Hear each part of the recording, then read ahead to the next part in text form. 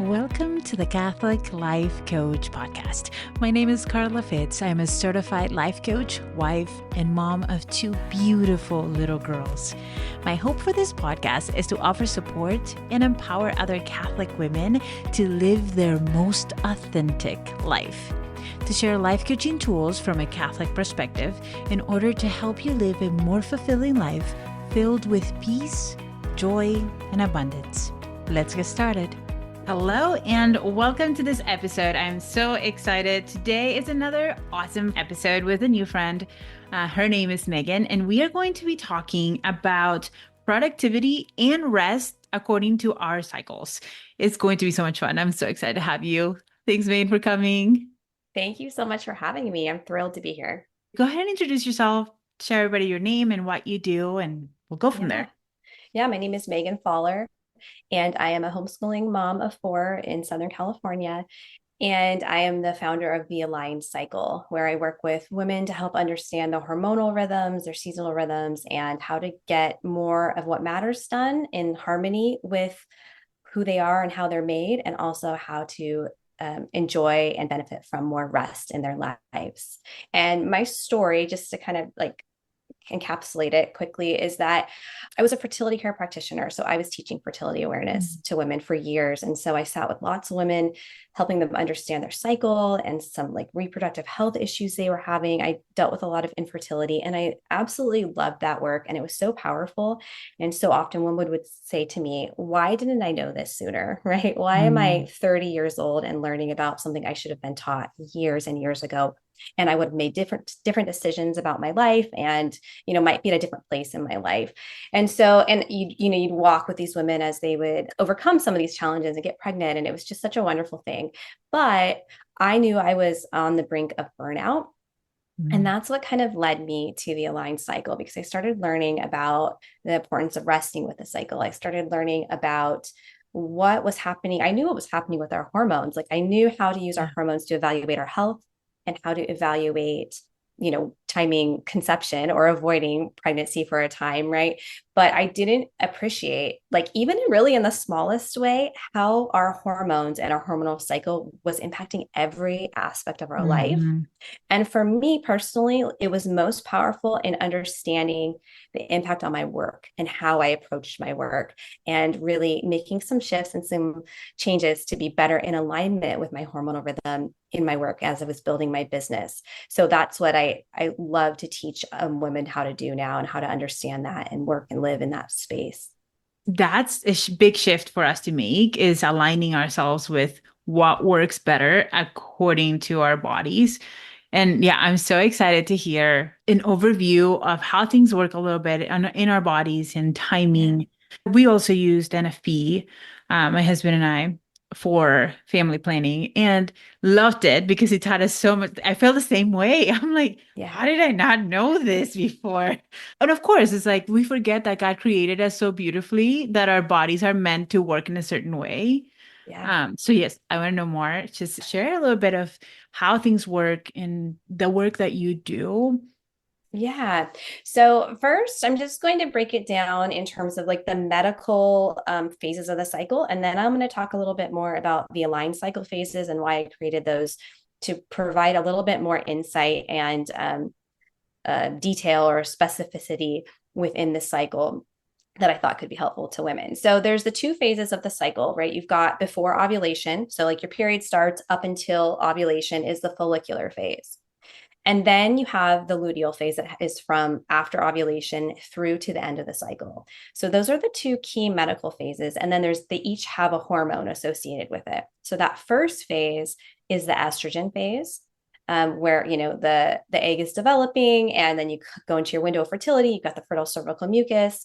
So that's the estrogen phase. And then the second phase is the progesterone phase, where the uterine lining is building and getting ready to potentially welcome new life if you've conceived, right? Implantation and all of that. And these two key hormones have very different effects on our body and on our life. Estrogen is very much an optimistic hormone that increases things like communication skills. So if you think about if you've had boys and girls, like children, you've probably noticed at a very young age, there's distinct differences in the way they communicate and interact with the world. Typically, girls, because I had three boys and then I had a daughter, and it's just been very interesting to see. Girls are much more verbal. They're much more paying attention to subtle cues, to paying attention to your face more. The estrogen is just kind of boosting our ability to like read a room, to read a person, to be ready to like access our verbal language, whether it's speaking or even in writing. So it kind of boosts that ability. The estrogen also is going to feminize us and our appearance. So our skin will look kind of smoother, maybe more plump, more youthful. Our waist actually gets like a tiny bit smaller. So there's more of that hourglass figure. So we are looking good, we're feeling good. You can kind of think of this as like a magnetic time. And the beauty and the wisdom of that is, right, like what has God designed us to do during that time? Well, He's designed us to be ready or to be like optimized to go ahead and create life, right? So you want to be like thinking positively, right? Like optimistic, like, oh, it's not a big deal. Like, like I can do this. I can communicate. I can connect with someone, my husband, ideally, right? In the sexual sense, but I can also connect with people and the world is friendly and I feel good and I look good and people want to talk to me and I'm kind of like magnetic, right? In that way. So that's kind of what's happening there. And then when you counter that with the luteal phase, we have this time of, it's more of like a calm, whereas the estrogen dominant phase is more, you could say it's almost like frantic. It's just a very external oriented, like what's out there, what's over here, like what can I do, what can I achieve? And then you kind of go into this time where if you think about what's going on with our fertility in that time is, well, we may have created new life that's kind of, going down the fallopian tube and potentially going to try to implant in our uterus. So it's kind of a time where we want to be safe. We want, things to be kind of calmer, safer, more relaxed, and more like ready to welcome and nourish that new life. And so you're less inclined to go out and put yourself out there. You're more internally or like immediate surroundings focused. But it's not necessarily a bad thing. It's just very different, right? And it's a great time. Well, we can get into the details of like working in this time and working in the other times. And so those are some of the key differences between that estrogen dominant phase and then the progesterone dominant phase of the cycle. But there's a lot of variation between those phases. So, like day 2 of your cycle, your hormones really haven't even started to rise at all. So, even though we would call that, follicular phase, your hormones are very low. When you contrast that to the day before ovulation, when you've got this surge of estrogen happening, and you also have testosterone, you get a dose of that right before ovulation to kind of, that kind of increases your risk takingness and kind of your ability to push a little bit harder towards something. It's very different. It's a very different experience. And so, and likewise, there's, the same is kind of echoed in the luteal phase and other parts of the cycle. So I kind of used some, so there's a woman who is, you might say, the founder of cycle syncing, Gabrielle Lichterman, and she started compiling this research and putting it into a form that was easy to use. And a lot of women have, used this or kind of interpreted it and kind of taken it. And so she would break it down into 4 phases of the cycle. And she would say, it's 28 days. Well, we know if we've been charting our cycles for a long time, the cycle can be 28 days, right? Like that's the textbook version. But a lot of times it's not 28 days. And at the same time, it's easy to say like, oh, cycle sync this way and have a week in each of these phases. And this is like what you do in each phase. But it's a little more nuanced than that. Right. There are these differences. And for different women, different phases last different lengths of time.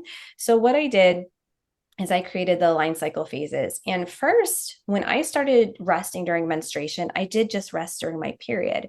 But the more I learned and the more I spoke to women, I realized that hormonal low actually hits just before the period even begins. And that's kind of the power of like charting your cycle and NFP and knowing, when do I expect my period to arrive? Because then like, okay, when will my hormonal low hit? Because it's before the bleeding begins, right? So phase 1 is your hormonal low. And that's the time you really want rest and space in your Mm. cycle, because everything plummets, all your hormones for a few days. And so that's about 4 days or so. And then you move into about chart day 3, your estrogen slowly starts to rise. And this would be phase 2 of your cycle. And I kind of call it ease in and ramp up because it's kind of Mm. like this, you get back in, like you feel like a fog is kind of lifted from that hormonal low that you experience. And you start planning things, you start scheduling things, you start re engaging with your projects and your work. And then you move into phase 3, which is like the be seen and connect phase. And this is where you can really push towards something, right? You can really, maybe you're recording videos, maybe you're trying to schedule a podcast, or you're doing a photo shoot, or you're just trying to create something, big that takes a lot of communication with a team or working well with someone else. This is just a great time. Again, the estrogen is just like surging for you. So Mm. you can communicate, you can push, you're optimistic, and you just have more to give in that sense. Mhm. And then from there, you move into phase 4, which is the wrap up and nest phase, which is this really wonderful time where you have a lot of like focus, the ability to focus more and kind of go a little deeper. And it's a great time to finish up those things that you've started, to wrap up those projects and to kind of nest, right? Like just like we do in pregnancy, right? You're kind Yeah. of coming to the end and you see the finish line, and you're going to need more rest, like in pregnancy, right? Like everything is going to change once that baby arrives. But it's a great opportunity in a small way to say, like, okay, like what am I going to finish, and or like what am I going to take off my plate and say, like, I'm going to shelve that for now, like I'm going Yeah. to put it over here, and then I'm going to give myself this phase 1, like just these 4 or 5 days to kind of have some space, have some rest, and then to go ahead and re-engage through the cycle from there. Yeah, this is fascinating. And I think because of what's coming up to me is because I have learned a lot because of NFP, Yeah. but prior to knowing anything, and even with NFP, I'm like, you're going through this, and I'm like, of course, this makes so much sense because there are periods of time where I feel so focused and ready and excited. And then there's periods of time where I'm done. Like I just cannot function. And it's fascinating to hear all of this. And I think it's just so educational and needed, especially when we are in a world. And I think this is something that we had talked a little bit about before. We live in a world where everything is very masculine, like just do the thing and push through. And for us as women, it doesn't work the same way. And we create so much judgment for ourselves when it's like, oh, I should be pushing through. I should be doing this much today. Why am I not? Does that make sense? And I think it's like, yeah, Yeah. when we pay attention to the cycles, what would you say to women that are struggling with this? Because this was definitely something that I struggled with until I learned Yeah. more about this. And it's like, oh, wait, I just need to rest right now.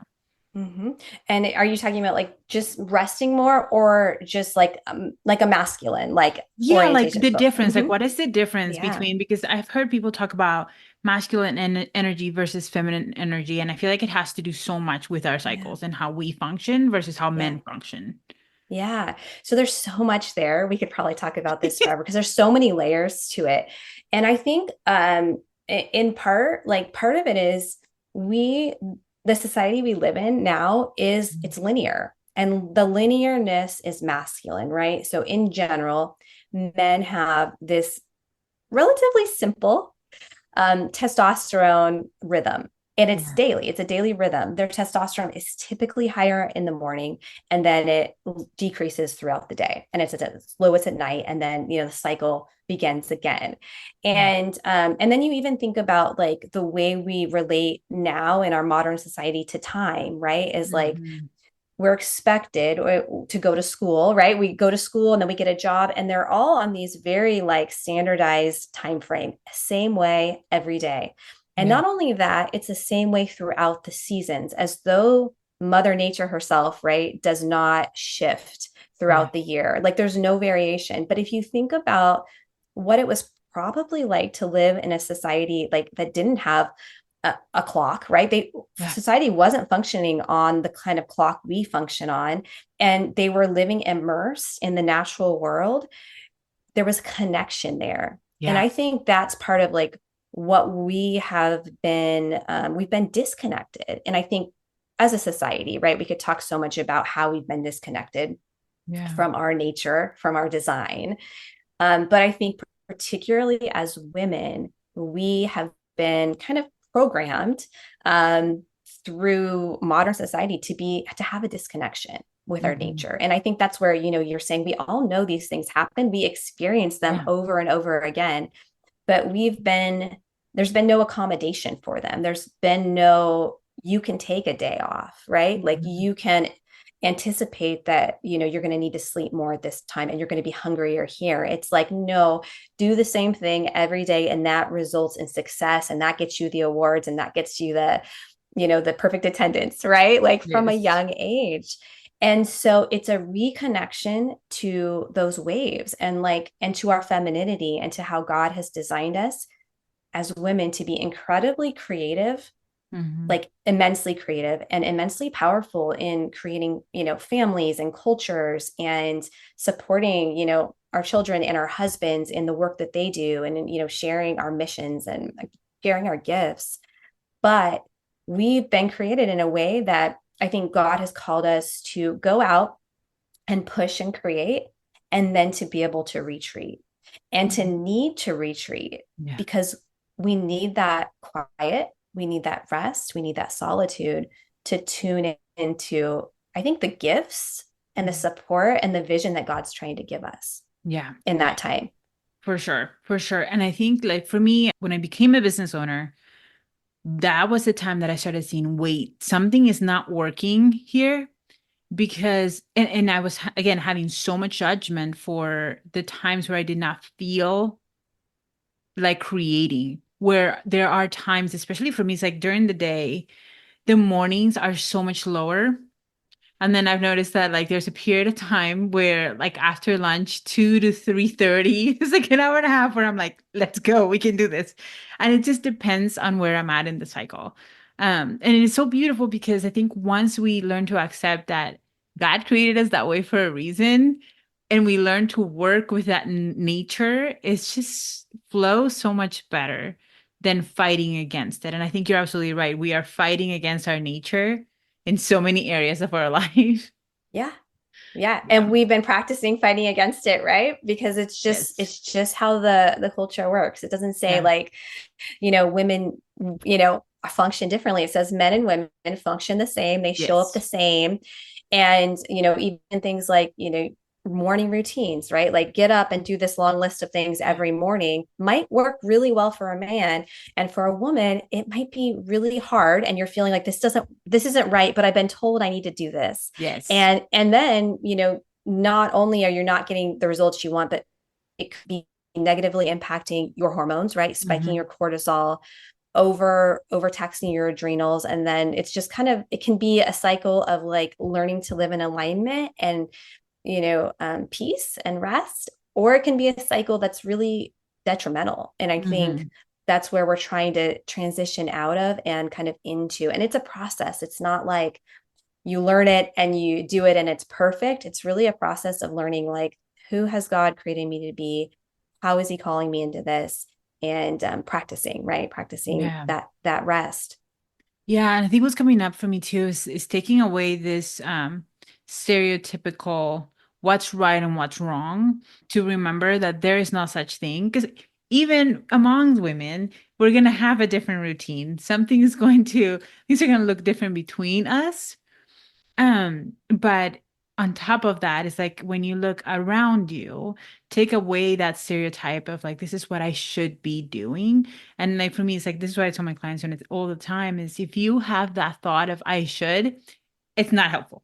Like Yeah. that is not a helpful thought in any scenario, but especially when it comes to this, really notice. And what would be your advice? Because for me, the thing that has helped is just playing it as an experiment, like just see how it works for a month and pay attention to that without judgment. And just let's just play this game for a month.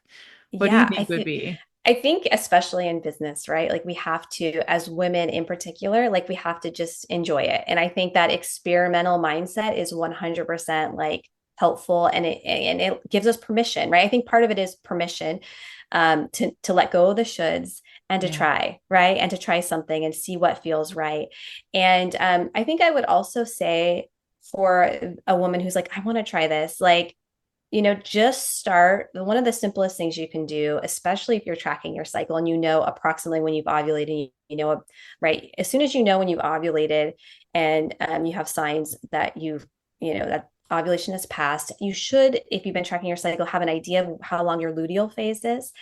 And then you just project forward, right? Like whether it's 8 days or 10 days that your hormonal low is going to hit. And take a look at your calendar Mhm. and see what's on there and ask yourself, like, what kind of space do I need? What kind of rest do I need? Is this activity or commitment that's on there, can I move it? Do I need to move it? Do I need to ask for more support in some area, right? What can I let go of that I'm putting on my list, kind of like back to the should? What have I put Mhm. on my list expecting myself to do that I can either let go of and just say I'm not going to, or, push off for 2 weeks until I'm like in a better place, right? And so that time, and then I will also say that luteal phase is a great opportunity when you are in that progesterone phase and your body needs to feel safe. It's a good time to kind of start to lean into that too, because that, with the hormonal cycle, just as the hormones for one cycle and whatever's happening, like the quality of ovulation, all these things are interrelated and they impact the next cycle. It's kind of like you're building on how you're feeling Mhm. throughout the cycle. And by resting and creating that space and kind of leaning into self care in that luteal phase, you are supporting yourself to, have a better cycle, to have more energy when you're supposed to have it, to Mhm. have your low not feel as low, hopefully, as well. And so I like to encourage women to to kind of, one thing that I found really helpful and that I noticed was a trend for me was in my luteal phase, I desired focus on my work so much. And when you have small children around, right, it's just a constant barrage of interruptions. But sometimes you'll notice if you start to pay attention, those interruptions, they hit differently. Mhm. They, sometimes it's like, oh yeah, like, I can transition, and sometimes it's really frustrating, and like Yeah. to be able to notice, when do I need that focus work time, and then, okay, how do I restructure things in this time, whether it's more childcare or just working at a different time of the day where they're sleeping ideally is Yeah. quite nice. And it impacts everything. Like everything is interconnected, and so it's going to impact our relationship with them. It's going to impact the way we're, thinking and thinking about ourselves, right? Our relationship with ourselves. Mhm. It's going, I mean, this really can change kind of your relationship with your husband because you can better communicate your needs to him, Mhm. right? In this phase of my cycle, here's what I need. Here's what I experience. So just be patient with me, right? Like, and they know. If you ask our husbands, they don't know the details. They don't necessarily know when it's coming, but they will say yes. Like you are, a different woman in some respects, like throughout the cycle, and that's our nature. And to just kind of like bring it to light and normalize it and work with it, there's so much power and peace in that. What would you say to someone? Because I love this, but what's popping in my head is like for Yeah. the like me, where I'm like, yes, but I have stuff to do. Like, how do I like Mm. work that into the rest time, that period of where the Yeah. progesterone is higher? How do I work with that? Like, what would be your advice for that? That's such a great question because every phase of the cycle has strengths. And I did like a whole webinar about this as someone's like, well, what are the strengths in the different parts of this cycle? And even the hormonal low has strengths. So the strengths are kind of a time to be receptive, to receive, to kind of vision. And there's other strengths too. But in that time, I recommend that women in terms of rest to lighten their commitments. So it's not a time where you want a lot of meetings. Like if you have a few key ones you can't move, that's okay. Um, but you want it to be a time where you're doing something that for you, and this is going to vary for what woman to woman in her Mhm. work, right? Where for you, it feels something a little bit lighter and Mhm. more like enjoyable. So maybe you need to just brainstorm ideas, right? Okay. Topics, and you just let yourself like do that. Maybe it is gathering inspiration, like visual inspiration, because you need to redo a website or you need to create some kind of digital product. And so, like, this will kind of depend on the woman, but it is kind of a good time um, to gather inspiration, maybe to organize something. Sometimes in that time, whether it's like a digital organization or actual physical space, like kind of updating organization or your files or whatever it is, sometimes that feels really good in that phase. Hmm. Um, Spreadsheets, or just that kind of thing can feel nice, where it's not whatever feels a little bit like more like heavy or discerning, like in terms of like making a big decision, I wouldn't recommend during that time. And I wouldn't recommend something that is inflexible to your needs, because Mhm. sometimes this is another thing, our hormonal low can change. Like sometimes, depending on what's happened physically or like in your environment or with your work the month before, your family, that hormonal low hits harder. And Mm. sometimes it still feels kind of like I can still like keep going, like I can do most of my normal things, but the benefit is really to have a little more flexibility to choose that Yeah. in that time. Yeah. I love it. I want to ask, there's so many questions. What would be your advice for someone who's pregnant? Because as you know, Yeah. I am, and I'm kind of curious on that because I don't have a normal cycle. At least I don't feel Mm, like I'm having a yeah. normal cycle anymore. Yeah. I get asked this question a lot, and I love it because I kind of went through a pregnancy in the middle of like when I'd already gone through kind of realizing the power of the cycle. So I thought about it a lot. And I think there is kind of this reflection of the pregnant cycle, the pregnant season with the menstrual cycle, Mhm. where like first, when you first start out, early in pregnancy, at some point, we usually, even if we don't have extreme morning sickness, you kind of feel not great for a little while, right? And Mhm. so, kind of being like a time of like just being patient and allowing yourself to rest, really listening to what your body needs. And then, oftentimes, in the second trimester, you kind of come out of that. And that's kind of like the phase two and phase three, where typically is a great time to like get things done, check things off the list, set things, kind of in place, and kind of push a little bit there. And then as you go into the third trimester of the cycle, you kind of transition into what I think of as like a phase four, which is the wrap up and nest. So really looking at like what you've put on your plate, what you've chosen, right, to have on Yeah. your plate, and then being really gentle with yourself about what you want to keep on there, what you want to outsource, what you want to totally let go of, and what you might want to push off for the future. And Mhm.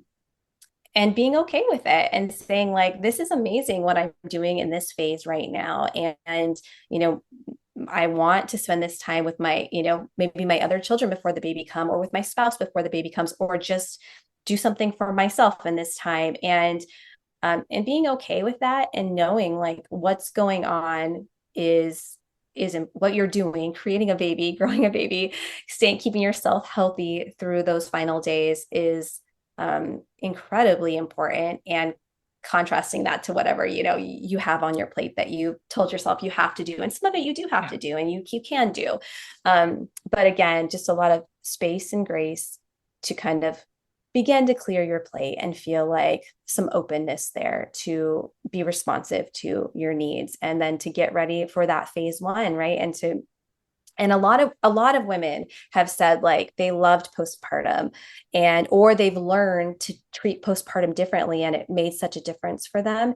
And so then to think of like you're preparing to welcome new life physically into your home, into your family, and just to be present in that time to them, and then allowing yourself that time of rest and that time of presence with Yeah. that child. And then knowing you will begin to re-engage, you'll kind of ease in and ramp up when the time is right, and kind of looking forward to that time, but also enjoying where you are.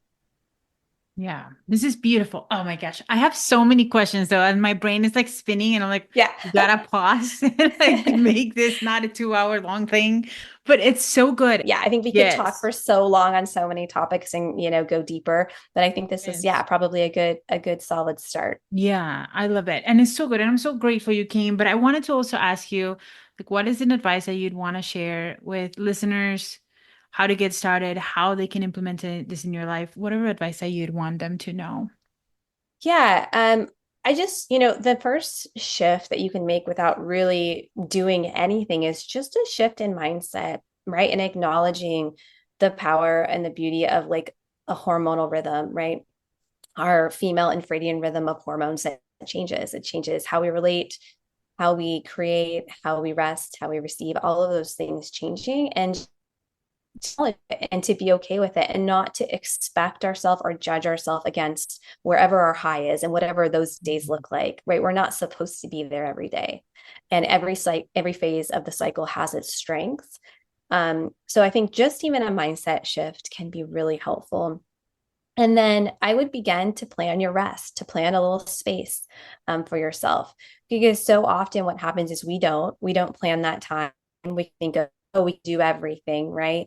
And then we hit that place, and then a lot of things can happen. Maybe we don't feel well, and then we're canceling plans, and we're judging ourselves for canceling those plans, or we're short-tempered with, our family because we've just maxed ourselves out for that time, or it can just be really, really hard. And so to figure out what kind of rest you need, and then create a little bit of space in your days, and then you can kind of add from there, right? I definitely think there's some benefit to really maximizing your hormonal high when the estrogen's surging, so you can kind of play with that and see what feels well for you. Try your content creation, or when you're recording things or creating things or whatever it is, and kind of play around and see how it feels. But just start in a small. I do always tell my clients, start with rest. So beautiful. Yeah. I love it. Okay, so the second question that I like to ask my guests is your favorite saint. Yeah. So I would say my favorite saint is Saint Zelly. I mean, just kind of amazing to be married, and that they were both business owners, and she was creating something beautiful, right? Her lace workshop. So I think they are just such an amazing inspiration. I think they are probably my favorite. She's probably my favorite saint, and then saint couple inspiration. I love it. Okay. And then the other thing that I really would love for you to share is where people can find you and share all of that. Yeah, so they can find me on Instagram at The Aligned Cycle. You can find me at thealignedcycle.com. I've got a free guide to kind of walk you through, right? If you want something tangible to kind of reference what are the phases, what's happening in each phase, and how can you kind of work within those phases.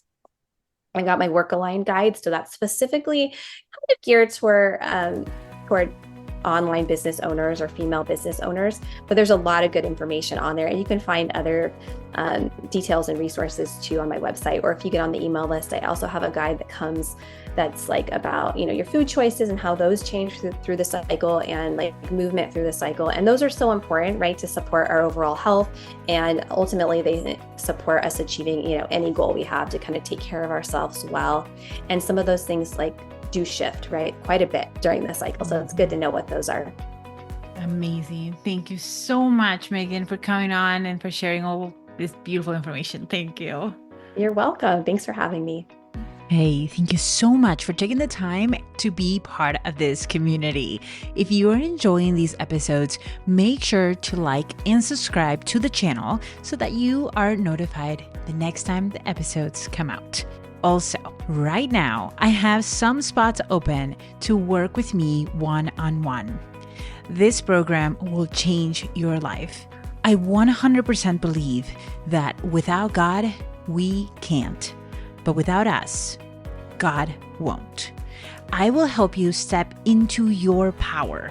I will help you take the actions that you need to take in order for you to create the most fulfilling and aligned life. A life that feels aligned with you and with God. And that life is available to you right now. Check the link in the description to reserve a time to chat with me. I will see you then.